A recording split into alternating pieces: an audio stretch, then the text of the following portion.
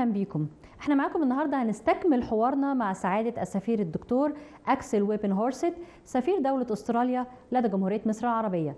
في لقاء اليوم هنتحدث عن تاريخ العلاقات ما بين مصر واستراليا في كافة المجالات والتعاون في كافة المجالات، فابقوا معنا وتابعونا.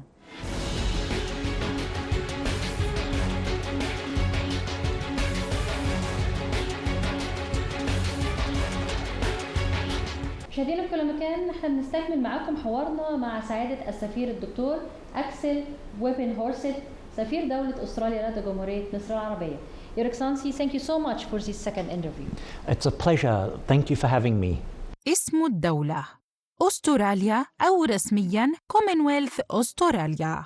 الموقع الجغرافي: تعتبر دولة أستراليا الدولة الوحيدة في العالم التي تمثل قارة تقريباً نظراً لاتساع مساحتها، وهي تقع جنوب الشرق آسيا، وحدودها الجغرافية تتمثل في المحيط الهندي يحدها من جهة الغرب، ويحدها المحيط الهادئ من جهة الشرق، ويحدها كل من بحر أرافورا وبحر تايمور من جهة الشمال، وهذان البحران يفصلان قارة أستراليا عن قارة آسيا. دولة أستراليا إدارياً إلى مقاطعتين أساسيتين، هما إقليم العاصمة وإقليم الشمال، و6 ولايات، وتمتلك كل ولاية وكل مقاطعة كبرى لها برلمانها الخاص ومجلس تشريعي واحد في الإقليم الشمالي وإقليم عاصمة أستراليا وكوينزلاند، ومجلسين تشريعين في باقي الولايات. تعد الولايات كيانات ذات سيادة، على الرغم من أنها تخضع لبعض قوى الكومنولث على النحو المحدد في الدستور، كما أن هناك مقاطعة خارجية وهي جزيرة نورفولك هي، ولكنها بقانون نورفولك عام 1979 تتمتع بسلطة أكبر وحكم ذاتي.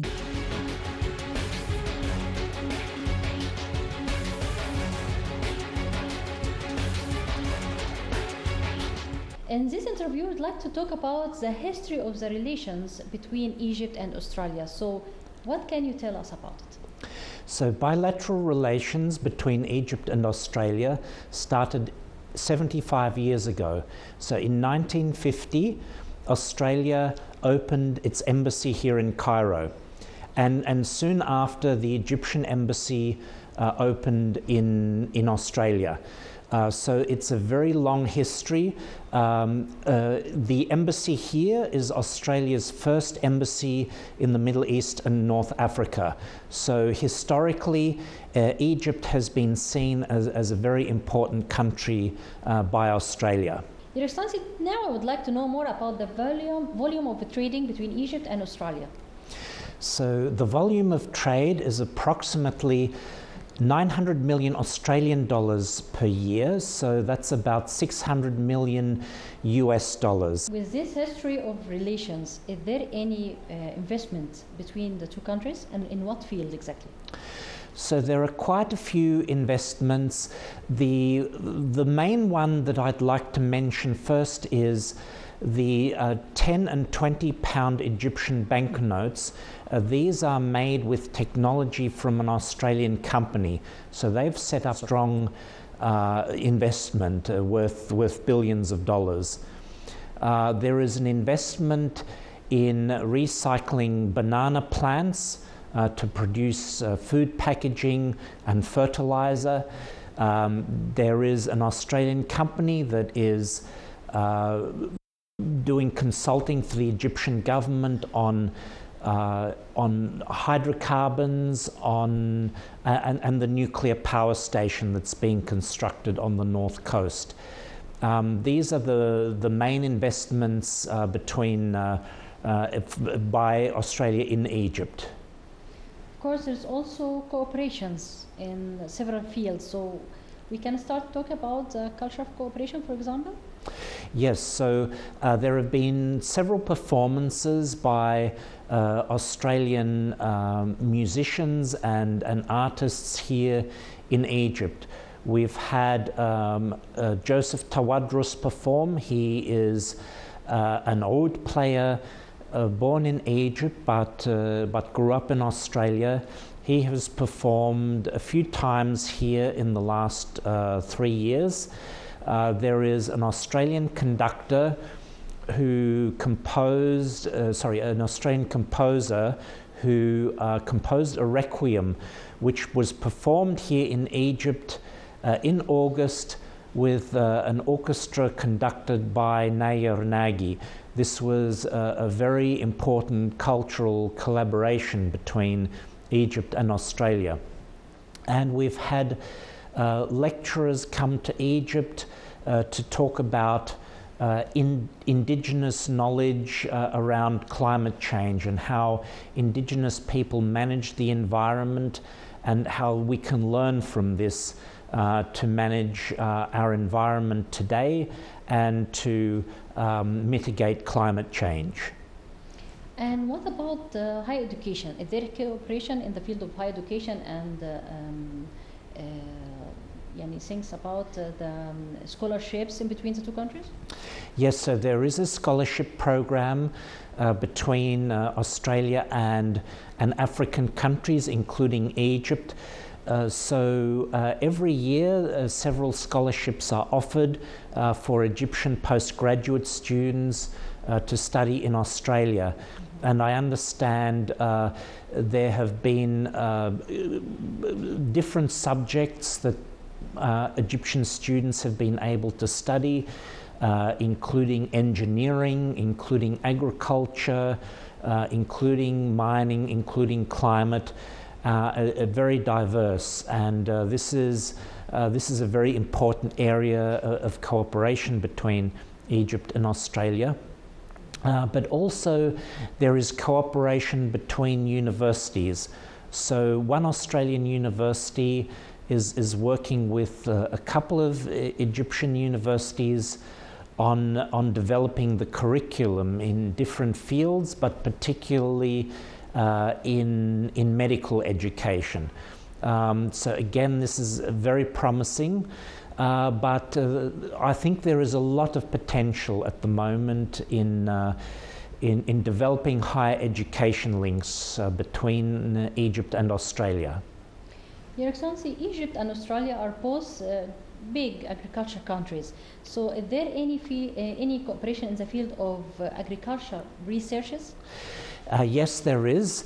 Very soon we will be announcing a specific program of cooperation which involves an Australian research institute to work here in Egypt with the Egyptian government on research in agriculture.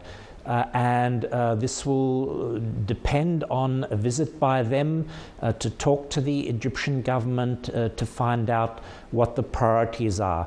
So once this has happened, the program of cooperation can start. And I think this will build on cooperation in the past that has led to many improvements in crops being grown in both of our countries.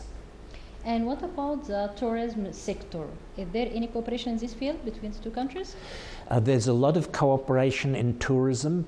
I understand that about 40,000 Australian tourists visit Egypt every year, but I expect that this will increase greatly because last year there were 3 separate Egyptology exhibitions in different parts of Australia. Including Ramses and the Gold of the Pharaohs in Sydney, which attracted about 500,000 visitors. So when you consider the population of Australia, this is a huge number of people. So I think the fascination that Australians have for ancient Egypt is very strong.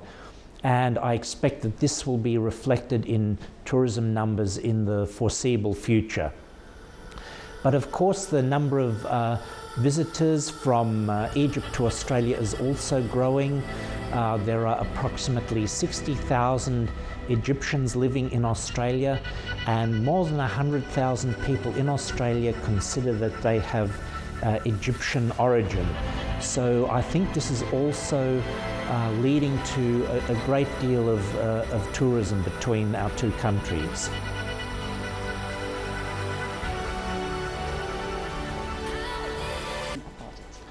So the opening of the Grand Egyptian Museum was a magnificent spectacle. It was amazing because it was a mix of music, of Egyptian art, of lighting, and of course the pyramids as the backdrop. And I think it announced to the world what a great destination the Grand Egyptian Museum will be. I've visited the Grand Egyptian Museum myself. It's a magnificent building.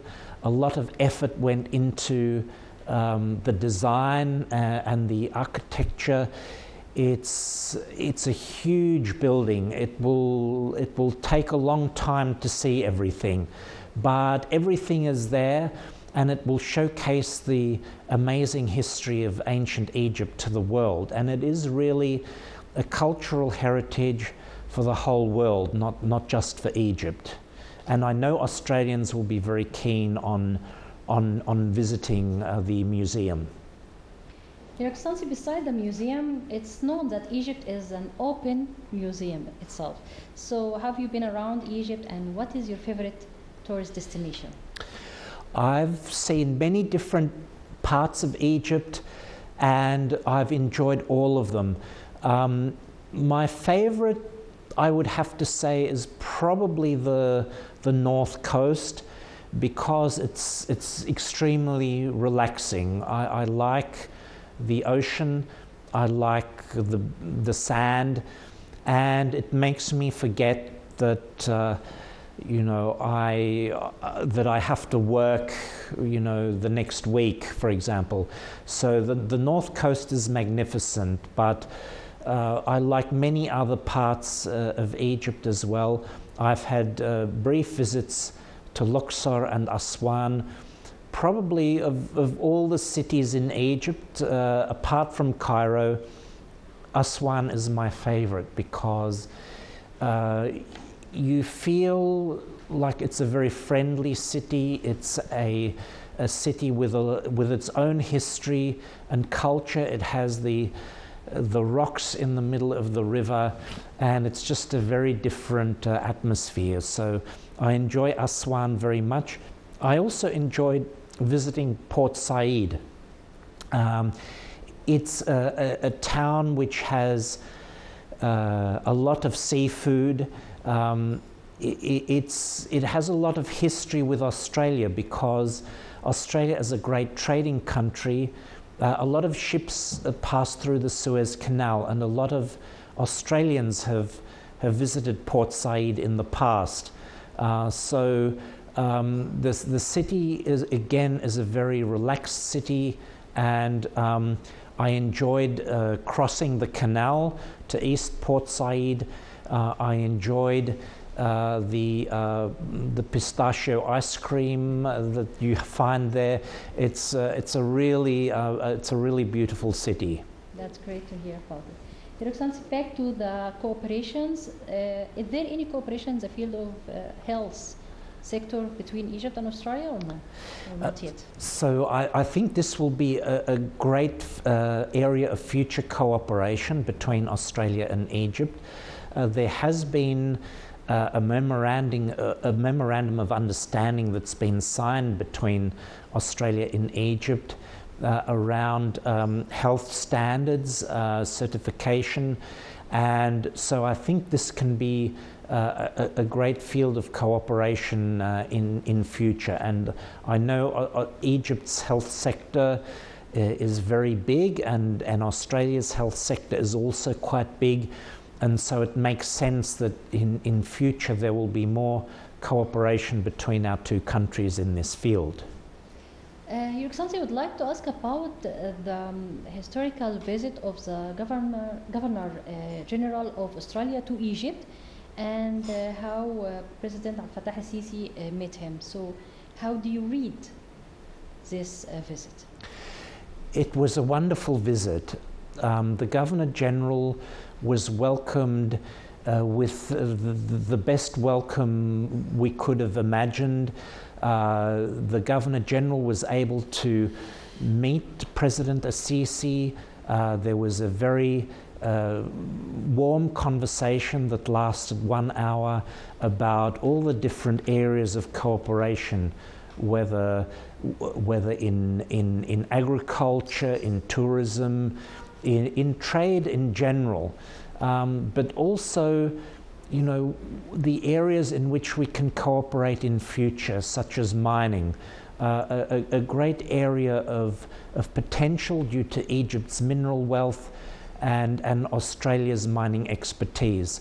I think this was led to a great deal of interest by Egyptian businesses in trade in Australia, in many different fields, and I feel that the trading relationship will expand a bit just as a result of this visit as well.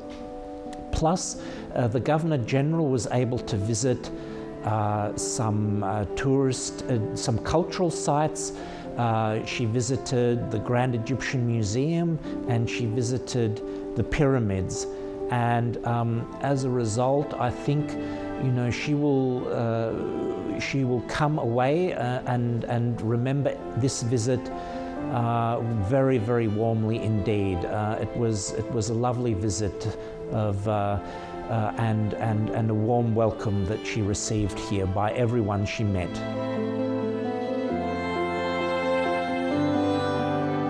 Middle East countries, in your opinion? So I think the main thing that sets Egypt apart is that the people have a great sense of humor. They love to joke. They are the funniest people in the Arab world, and you can always have a warm conversation with them. They love to interact with the tourists, with the visitors. They like to talk about all subjects. They're very outgoing people, but also I think, you know, Egypt is a country that has an ancient civilization. We must remember the thousands of years of civilization that exists here, and it's really reflected in the atmosphere of the country. You know, Egyptians are very proud of their history, they're proud of their culture, and that's very clear when I visit, when I talk to people. But of course, not only ancient Egypt, it has a very rich history. The Coptic period, the Islamic period, it is a continuous history for thousands of years. And there are many, many layers, and it's possible to discover this by talking to Egyptians and visiting the different places.